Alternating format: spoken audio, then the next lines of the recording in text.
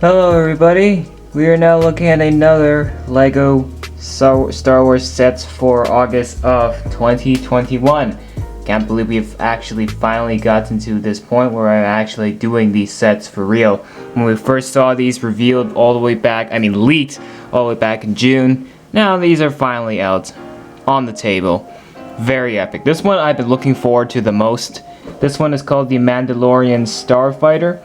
Set 75316 with 544 pieces. So yeah, I am truly quite excited for this one. This one is one of my all-time favorites. I can't believe we finally have it. Yes, it's just amazing. It's just a beautiful set. But yeah, we see these in the Clone Wars, and I'm so glad LEGO decided to take a nod for the Siege and Mandalore sets and do some of these sets. So unfortunately I don't have the older Mandalorian Gauntlet Fighter set, so there will be no comparisons. But yeah, let's get right to the set. Look at this beauty. Look at this piece of work. I'm gonna go ahead and immediately configure this into parking mode because this thing is on the ground. So we're gonna leave this on the ground as it is at the moment. Now, and obviously you're gonna be like, oh, the wings are out of the frame. That's fine, because that allows me to actually show you the inside of the fighter a lot better. These are some of my all-time favorite ships in the Star Wars universe, and to see this as a LEGO set is an absolute pleasure. On the side, you can see you've got your stud shooters, one here, and in the main cockpit, very nice stickers, just all dialed like that for the details. So let's opening this now. You can see this is a two-seater with no studs. You can just slide in those minifigures easily. So you can fit Bo-Katan and her that one Mandalorian in here. So yeah, perfect for two. In the Clone Wars show, we actually see some of these act as troop transports. They were able to transport Mandalorian fighters. Unfortunately, it's not on the set, but I think they're trying to go for more of this as a fighter instead of a transport, so that's fine.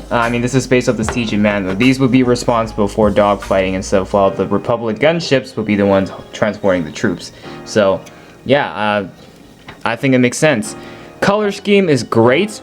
Light blue, dark blue, gray. It just all contrasts the ship beautifully. The wing, just the overall build of the wings is awesome. You know, I genuinely think the wings are the coolest looking things on this build.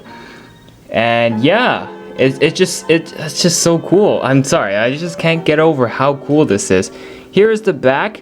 As you can see, yellow lights, I guess, for the thrusters. This is, I guess, is like the satellite or the communication thing. And then at the bottom, you got the spring-loaded shooter on this side. No need to demonstrate. I'm pretty sure you know how they run. And then you've got the spring-loaded shooter on this side as well. So, of course, one of the main features to make the Mandalorian Starfighter awesome is the fact that they can rotate. When they fly, they can not only just fly like this, but for maneuverability, they can actually like tilt the ring. So by that, the main entire cockpit is on a joint which can be rotated a full 360. That's right, an entire 360. So meaning, let's say you're in a dogfight, right? You're like in a fight with maybe like, let's say, separatist ships. I don't know. This is a good guy Mandalorian ship, so I'm going to associate the bad guys as separatists. Let's just say that's the case. You're dogfighting, and then you will want to like do some maneuvering, so you can just tilt your cockpit down like this and fly like this, and it's displayed like that in the box as well. So there you go. So the flexibility on this is awesome. So you can kind of just maneuver this around, you know, just to keep the pilots in upright position, but then be also to rotate the wings around just for the maneuverability, and that's honestly such a great feature. I'm so glad they kept it for the set. And of course, like I've shown you earlier, for this thing to be in parking mode, you fold the wings up. It's just on a ratchet joint on technical lift arms right there, and this is what you get when this thing is in parking mode. It's very freakishly tall with the wings up, as you can see. I had to tilt the camera all the way back just to show that. But yeah, obviously presentation wise, the underside doesn't look the greatest, so obviously the underside is just gonna look a little bit lackluster. But regardless, it's still awesome, you know. Have these little ball joints just to keep the wings in shape, to not, you know, just keep it locked in place, and yeah.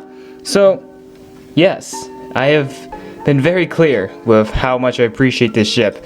I really do appreciate this ship a lot. It's truly an amazing ship. Obviously, detailing could use a little more, but then again, this isn't a UCS ship. This is a pretty affordable price, 80 bucks. I know, if ironically I say 80 bucks is affordable, but just trying to think of more realistic standards. It's Lego Star Wars, it's expensive, so honestly, you should be expecting a price like this. So, yeah, I really like this fighter, period. Just everything about it. I don't care if it uses stud shooters or springless shooters. People say, it's so childish, it's so, it just ruins the whole thing. I was like, well, get a grip, you know, it's not meant to be a UCS ship.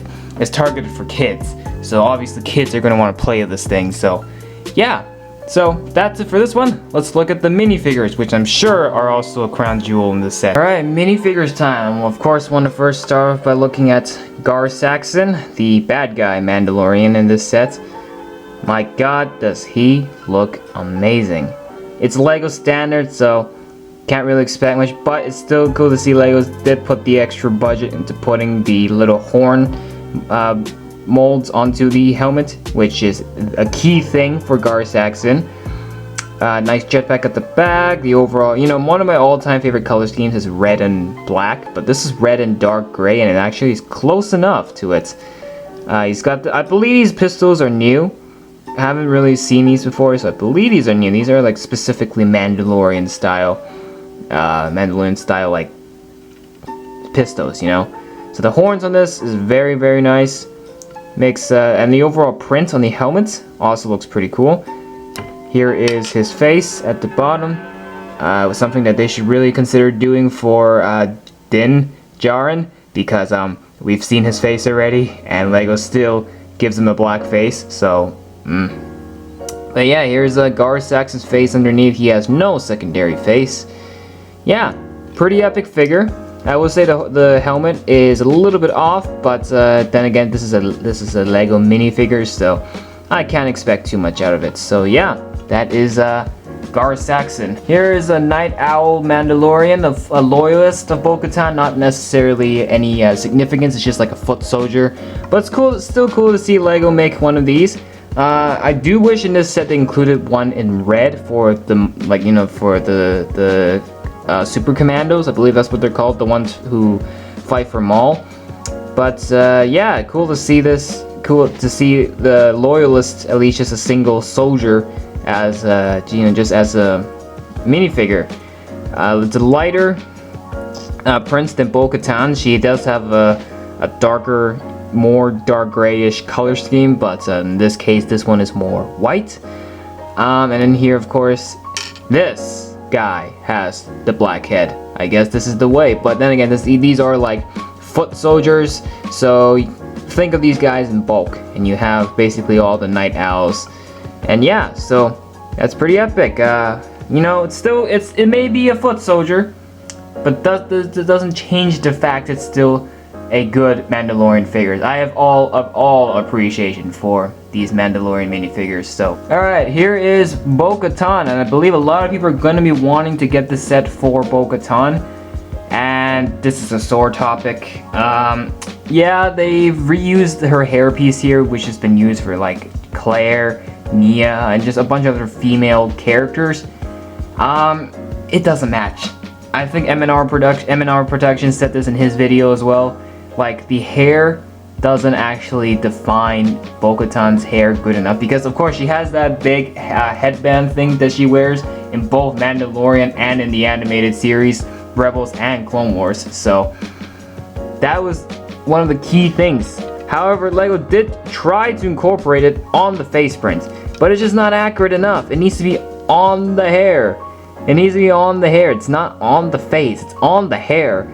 So I applaud them at least for trying to include it, but it's just not accurate, dude. It's not accurate. I would rather see Lego create a brand new hairpiece for Bo-Katan and up the price a little bit of the sets, because this will upset a lot of fans. I would say I'm not like too offended by it. Not offended, I'm not too affected by it, but it would still be better if they add a much more accurate depiction for the character here, but other than that, there you go. It's her face, it's her other face. You can see both sides has her headband, which should be on her hair, not her face. So there is that. There's also her jetpack and that. Her armor, like I said, it is dark gray, so it's darker than her Loyalists. You can see the armor is lighter here. But yeah, I don't know. The hair piece is a sore topic, so I'm just gonna take it off before I trigger more people. And here is her helmet, the iconic Bo-Katan helmet design. Very nice to see it as a minifigure piece. I feel like it uses a similar mold to Boba Fett, but you know what? It's still really cool the fact that they have this in a Lego minifigure form. So very, very nice. So now let's just hide that face away and put the helmet on. Oh, that looks a lot better. Although we'll say the antenna's a bit long, but you know, it's Lego. But yeah, this, oh my god, this looks so much better than her hair. I'm sorry, but that's just facts. But yeah, not bad. It's just the hair, and I would say just keep the helmet on because I'm pretty sure when you display this, you will want it to look the best. So I'm gonna say for it to look the best, yeah, put the helmet on, not the hair. All right, here is the box. $80 set, not bad for the box art here. Nice to see another Mandalorian fighter background. You've also got the planet Mandalore itself in the back. Set 75316 with 544 pieces. You got Disney, you've got the 332nd clone in the corner. You've got your minifigures on display on this box here. And turning this baby around, here you go, showing you all the functionalities of the ship. And yeah, this looks like this is just parked on a Mandalorian bay in Sundari City or something like that. So yeah, very awesome. Very awesome. But yes, this is the box. Very strong box, kind of questionable. This is an $80 set. When I first look at this box, it actually, I feel like if I look at this box in the store, I would assume it's a $50 set and not $80, but then again, it's Lego Star Wars, it's expected. So yeah, that's the box. Yeah, it's more modern with the spring-loaded shooters and the stud shooters. That's your modern present day Lego Star Wars sets for you. But in terms of other things, like what you've got, the articulation on the wings, okay, and like the rotation, the wings being able to fold up in parking mode, but of course I left it like this just for the pleasuring of displaying it. But yeah, and the minifigures, Gar Saxon, Bo-Katan is awesome. Kind of wish they kind of gave her a more proper hairpiece, because the one that I think will match her more, define the character a little more. The one Mandalorian fighter, awesome. Kind of wish we had, if they just included one more in red for Gar Saxon, I think that would just complete it quite nicely. Gar Saxon is also very, very nice. But yeah, the overall ship, the playability, the configurations, and all that jazz, it is done very well. And for an $80 set, you know, it's Lego Star Wars. The price is always high. It's something you should be expecting at this point, so it's no surprise. But yeah, that's still very good. I'm very pleased with how this set turned out. So that being said, that's it for this review, and I give this set a good 9 out of 10. And yeah, hopefully that is a rating that will satisfy all of y'all. But in that case, that's it for this video. If you enjoyed, make sure to hit that like button and subscribe to the channel for more. And thank you so much for watching, and we will see you all in the next video. Bye for now.